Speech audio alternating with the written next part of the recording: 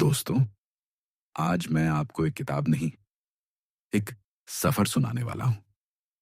ये कहानी मेरे एक स्टूडेंट आदित्य की है।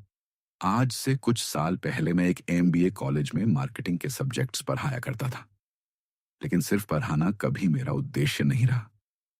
मुझे हमेशा से ये लगता रहा है कि जब बच्चे अपनी पढ़ाई के कुछ आखिरी साल में हो, तो उनसे बात करते रहना, उनके विचार समझना, उनकी पर्सनैलिटी को समझना और उसके अनुरूप उनको प्रशिक्षित करना एक टीचर या कि यूं कहे कि एक मेंटर की जिम्मेदारी होती है। अपना 6 साल का सेल्स का करियर छोड़ के जब मैंने एजुकेशन सेक्टर में प्रवेश किया, तो मैंने ये सोचा था कि सिर्फ किताबी नहीं, पर लाइफ लेसन सिखाना भी मेरी जिम्मेदारी है, जिससे युवा पीढ़ी जो मेरे नीचे पढ़कर आगे बढ़े, वह न सिर्फ किताबी बातों में बल्कि जीवन के आने वाले कठिन समय के लिए भी अपने आप को तैयार करे। और इसी मकसद को लेकर मैं हमेशा से ही अपने स्टूडेंट्स के साथ बातें करता रहता, जो मुझे उनको जानने में मदद करे और मैं उनको सही है जितना भी हो सके मार्गदर्शित कर पाऊं। इन कुछ सालों में कुछ बच्चों ने मुझे बहुत प्रभावित किया। आदित्य उन्हीं में से एक था। ऊर्जावान, आइडिया से भरा हुआ, लेकिन दबाव संभालने में थोड़ा कच्चा। एमबीए पूरा हुआ, कैंपस प्लेसमेंट मिला और वो एक अच्छी कंपनी में चला गया। लेकिन असली कहानी तो यहीं शुरू हुई। दोस्तों, ये नवंबर का समय था। त्योहारों की छुट्टियां चल रही थीं। मैं अपने घर पर था। मेरे लिए छुट्टियां मतलब कभी भी देर तक सोने का मौका नहीं रहा, बल्कि मुझे पसंद था सुबह 4 बजे उठकर चाय बनाना, किताबें खोलना और अपनी नोटबुक में कुछ नया लिखना। उसी दौरान मेरे फोन की तीखी सी घंटी बजी। समय था सुबह 5:30।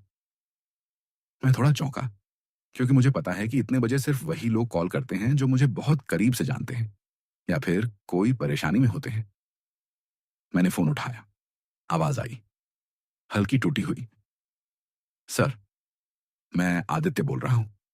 आप जागे हैं?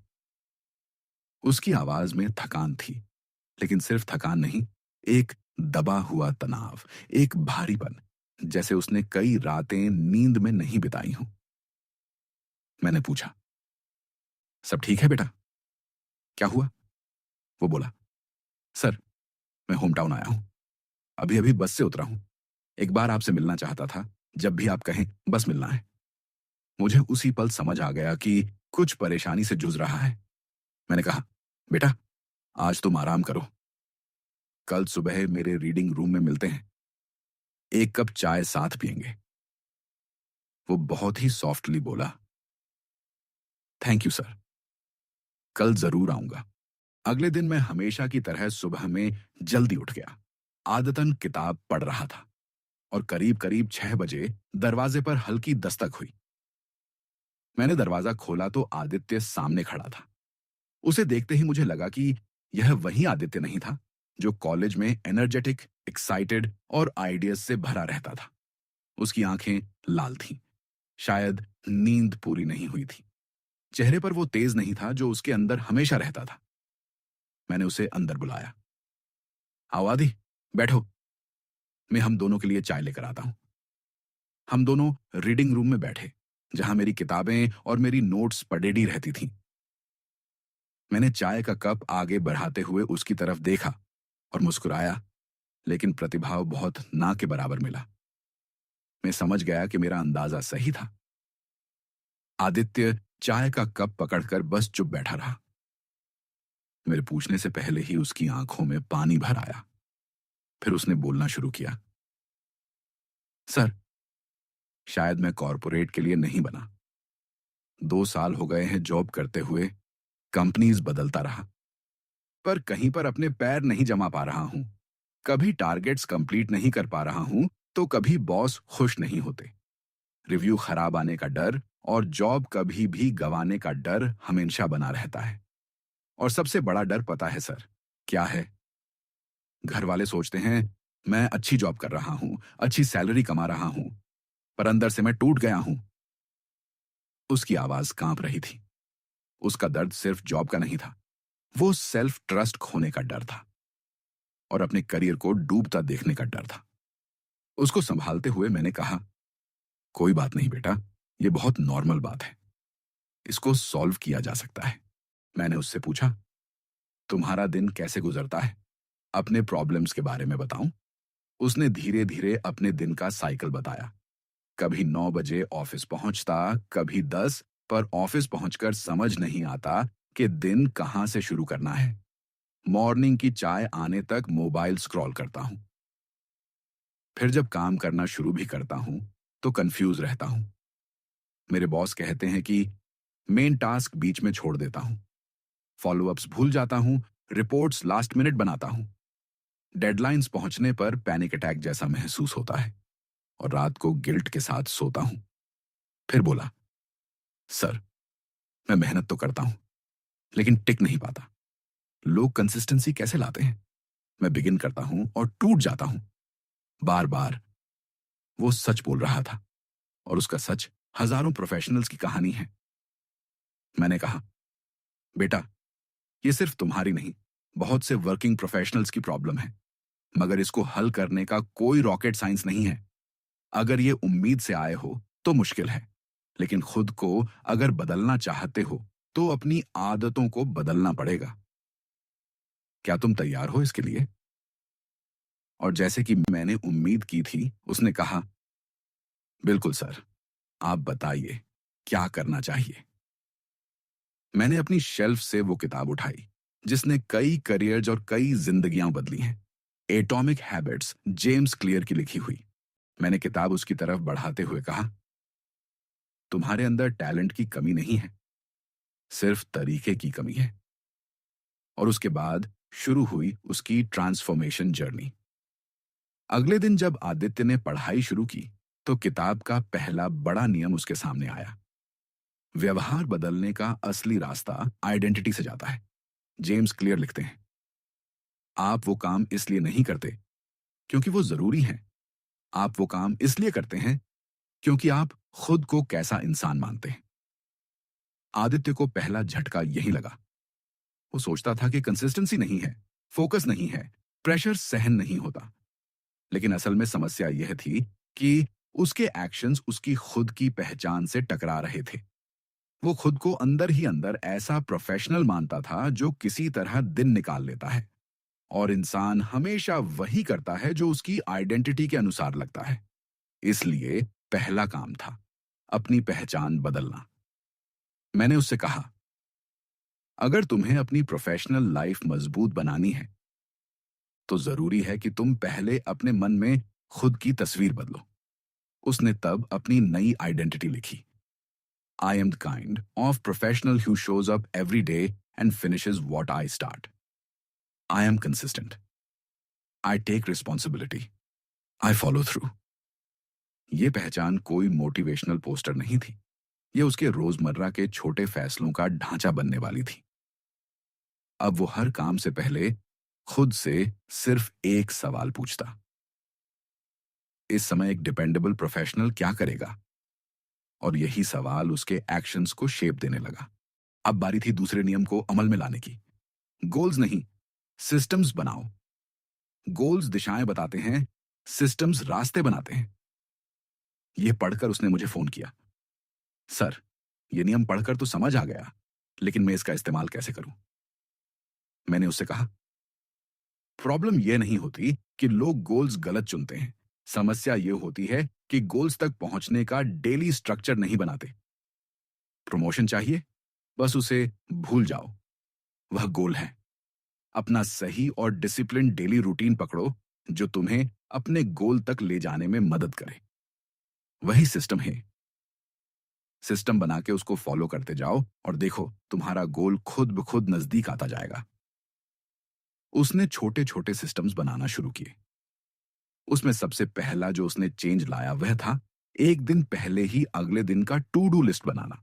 जब आप दिन का एंड करते हो, तब आप रिलैक्स रहते हो। और मानो के ना मानो, हर कोई छोटे बड्डे गिल्ट में रहता है कि अरे आज ये काम कर लेना चाहिए था, कल पक्का कर लूंगा। मतलब दिन के अंत में आपको याद रहता है कि क्या इंपॉर्टेंट था आज जो करना चाहिए था, लेकिन नहीं किया। और कल क्या कर लेना चाहिए। बस उससे नोट डाउन करते जाओ और नेक्स्ट दिन के लिए टू डू लिस्ट बनाते जाओ। उसने एक दिन पहले शाम को अपना टू डू लिस्ट बनाना शुरू किया। वह रोज यह लिस्ट बनाकर अपने वर्क टेबल पर इस तरह छोड़िए के जाने लगा कि अगले दिन आते ही सबसे पहले उसे वह दिखे। उसकी सबसे पहली प्रॉब्लम का सॉल्यूशन, ऑफिस पहुंच के क्या करना है पता ही नहीं रहता। दूसरा प्रॉब्लम था सिस्टम। उसने एक सिस्टम बनाया। ऑफिस पहुंचते ही 5 मिनट प्रायोरिटी लिस्ट बनाना, 3 सबसे जरूरी टास्क की पहचान करना, छोटे टास्क बाद में, बड़े टास्क पहले, डिस्ट्रैक्शन फ्री फर्स्ट आवर। हम जानते हैं कि हर एक काम की अपनी अहमियत होती है और एक सही वक्त होता है जब वह करना चाहिए। उसने अपने काम को प्रायोरिटी के हिसाब से करना स्टार्ट किया। आगे जाकर उसने अपने सिस्टम में कुछ और चीजें जोड़ दी, जैसे कि हर मीटिंग या कॉल से पहले क्या और कैसे बात करनी है उसकी नोट्स बनाना और मन ही मन उसको विजुलाइज करना। हर मीटिंग या कॉल के बाद क्विक नोट्स बनाना, लंच के बाद फॉलोअप्स करना, दिन में 15 मिनट रिपोर्ट्स को देना ताकि वह आखिरी दिन के लिए पड़ा न रहे और उससे भी अधिक कोई इंपॉर्टेंट इंफॉर्मेशन जो समय के साथ मिस हो सकती है वह छूट न जाए और रिपोर्ट एक्यूरेट रहे। शाम को 2 मिनट पूरा दिन रिव्यू करना। शुरुआत बहुत छोटी थी, लेकिन यही छोटी चीजें उसके अंदर की खोई ताकत और आत्मविश्वास वापस लाने लगी। जैसे जैसे उसने इस किताब को आगे पढ़ना और समझना शुरू किया, उसे और भी चीजें समझ आती गई। वह समझने लगा कि सिर्फ काम करते रहने से उसको बेहतर नहीं बनाया जा सकता। उसमें थोड़ा थोड़ा इंप्रूवमेंट लाना जरूरी है और उसके लिए जरूरी है एक लर्निंग सिस्टम। एटॉमिक हैबिट्स कहती है कि छोटा सीखो पर रोज सीखो। तो उसने डेली 15 मिनट लर्निंग रूटीन रखा। कोई कोर्स, कोई केस स्टडी, कोई मार्केटिंग कॉन्सेप्ट या कोई भी ऐसी किताब जो उसको बेहतर बना सके। साथ ही में आगे उसने सीखा कि सिर्फ काम करते रहना भी सही नहीं है। तब उसने अपने सिस्टम में ब्रेक का इंपॉर्टेंस समझा और ब्रेक को अपने स्केड्यूल में शामिल किया। साथ साथ में कुछ और चीजें भी शामिल की, जैसे कि फोकस करना और एक समय पर एक ही काम में लगे रहना। अगर हम इसको पॉइंट आउट करें तो वह सिस्टम पॉइंट कुछ इस तरह थे। काम चंक्स में करो। हर 45 मिनट्स के बाद छोटा पॉज लो। ओवर मल्टीटास्किंग को बंद करना। One task, one focus style follow करना। धीरे धीरे ये सिस्टम्स उसकी आदतों में बदलने लगे और जब सिस्टम्स मजबूत होते हैं तो परफॉर्मेंस अपने आप बेहतर होता है। एटॉमिक हैबिट्स का तीसरा बड़ा कॉन्सेप्ट है, नई आदत को एक एग्जिस्टिंग आदत के बाद जोड़ दो। इससे दिमाग में एक सिग्नल बनता है और आदतें स्थायी होने लगती हैं। आदित्य ने अपने डेली रूटीन के हिसाब से हैबिट स्टैकिंग शुरू किया, जैसे कि office routine habit stacking, laptop खोलने के बाद 5 मिनट प्रायोरिटी लिस्ट बनाना, फर्स्ट टी ब्रेक के बाद डेली लर्निंग जिसमें कुछ भी छोटी बात या कॉन्सेप्ट समझना, हर मीटिंग के बाद मिनट्स ओएनएफ मीटिंग लिखना और एक्शन आइटम्स लिखना, लंच के बाद फॉलो अप्स करना, डे एंड के बाद नेक्स्ट डे का टू डू लिस्ट बनाना।